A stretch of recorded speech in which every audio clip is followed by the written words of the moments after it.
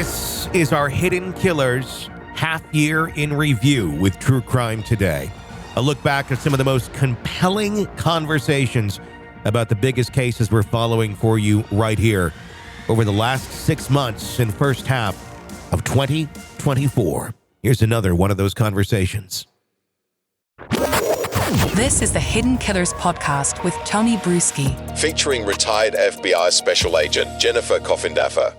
Alec Murdaugh denied a new trial, at least from this round with Judge Toll, despite the fact that a juror Z, as they were named in the hearing, flat out said, yes, Becky said these things to me. Yes, Becky's statements to me influenced my decision of guilt. And even then, Judge Toll still said, nope, I think the verdict will stand. At least that's where it is right now until it goes to another appellate court. Joining me to discuss, Jennifer Coffindaffer, retired FBI Special Agent. Jennifer, were you surprised by what we saw in court the other day? I wasn't surprised, but I want to tell you why. I wasn't surprised when we saw the hearing that led up to this hearing. And when I saw Judge Toll completely narrow in what they had to show. In other words, there was going to be no extraneous information about Hill. Hill was not going to be on trial. It was really going to boil down to just what was said. And she added the caveat that it had to have been intended to, cause tampering. It intended to tamper, not just a thought that she said or in passing. When I saw that narrow focus, I thought, oh, my God, there's no way they're going to be able to prove that because you'd have to get into her mind. Yeah.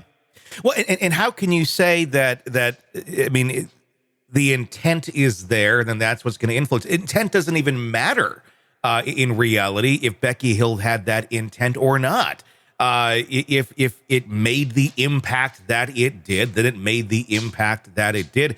I kind of felt like going into this that Judge Toll had already made up her mind of, this is not going to go anywhere in my courtroom. And I do halfway wonder about, did Judge Toll just not want to be the person to give Alec Murdaugh a new trial, knowing full well that, if these arguments are to be made in an appellate court down the road, it may actually go somewhere. But Judge Toll didn't want to have their name attached to this.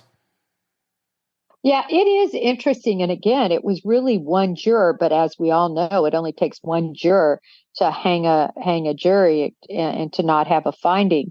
So that one juror is quite important. I think that obviously they're going to continue to appeal this clear up to the highest court. And I do think, though, Tony, some of this just is a matter of law and of precedent. And interestingly, I think this case is sort of making some precedent. At least Judge Toll said that, right? She said she'd never had a case where it happens, months after the verdict's been turned in. It always is something that's going on during trial. So she said she found herself in new waters, and I think she laid the groundwork and the precedent, but she certainly used other cases to say, listen, they have to have purposely been trying to derail the jury. It's a weird precedent to set. I mean, you go into a room and you say things that you're not supposed to say, whether you realize you're going to have an impact or not. If they have an impact, they have an impact. That just seems to be a very undefinitive precedent to be setting. And it also does seem to set a precedent here, too, of, look, I guess the clerk of court, wittingly or unwittingly, can say things in a South Carolina courtroom or with a jury, and it may have influence, it may not. It doesn't really make a difference either way because we're not going to consider that to be influence. It's a weird gray area that doesn't seem to have been settled at all in that hearing the other day. Yeah. And, Judge Toll, because it really came down to, in a sense, that he said, she said a little bit. So you had basically 12 people against one, right? Because the other jurors, definitely did not side with the one juror that said she was influenced and she heard these things. And of course, Hill said she didn't say them at all. Mm-hmm. And I thought it was interesting that Judge Toll really didn't find her necessarily to be that credible. Mm-hmm. I don't know if you remember, but, she did question her because of that literary license, right? Yeah. that Hill used really when she was plagiarized part of her book. So anyway, I think that it's going to be interesting as it goes up to the next level to see if they get a hearing and to see if it could possibly overturn. I think it's a slim possibility, but I think it's a possibility. Is there any investigative work going on right now behind the scenes, or would there be any sort of investigative work going on behind the scenes about influence with that juror Z? And I'm not suggesting any sort of improprieties here, but it is rather odd that 11 of the other jurors said, no, this did not happen. I never was influenced by Becky, and I don't recall her ever stating anything to this point. But this one certainly does, and certainly says it affected her decision. It does make you wonder a little bit, just knowing the track record of Alec Murdaugh and the lengths that he will go to cover up his own indiscretions and such. Could there be some sort of influence going on here to have one state that, yes, Becky did in fact do this? Again, it's just speculation. I know nothing about this juror, but it just does seem a bit curious. It does seem curious, and I believe Judge Toll thought it seemed curious.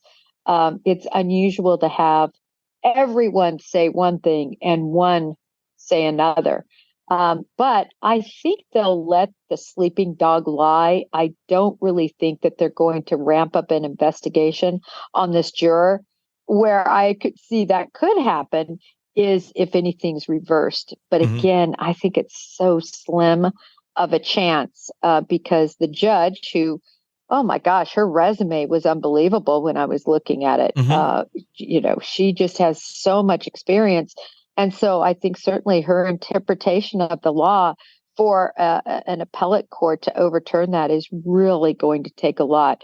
And her belief is that there was no nefarious, she didn't say anything nefariously, if she said anything at all. So I think it's going to stand. What does it matter, though? Back to that again. What does it matter if it was nefarious or not? If something was said? Well, I think the big problem is, again, it's 11-1 that anything was said. So now we not only have to believe something was said, but we have to believe this juror was truly influenced. So now we're looking at just completely believing this juror over 12 other people. And I think that's where the rubber met the road in a way with Judge Toll and her decision. Do you think as this inevitably goes down the appellate process, and there's many other courts that can hear this, Alec, by many accounts, is at least 3 more courts down the road before someone's going to say, okay, enough. Do you think he's going to get another trial? Do you think one of these other courts is going to take this up and go, yeah, look, this was said. The juror has flat out said that this affected their decision. Do you think it will work at some point in time if they keep chipping away at this?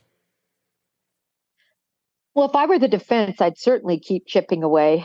I would find it unusual. I think that there is a chance. Let's say this. I give it a 10% chance that it could possibly work in terms of overturning this decision by Judge Toll. But based on her experience, based on the 12-1 information and facts that you have available, and based on the fact of the limited scope that Toll determined based on her understanding of the law, I just don't know how it could be overturned.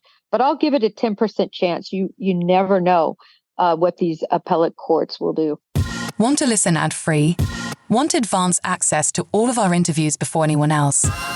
Become a True Crime Today Premium Plus subscriber on Apple Podcasts. You get every episode commercial-free. So you can binge on true crime Until you can binge no more. Search True Crime Today Premium Plus on Apple Podcasts now, or go to our podcast page and sign up now. More of the Hidden Killers podcast next.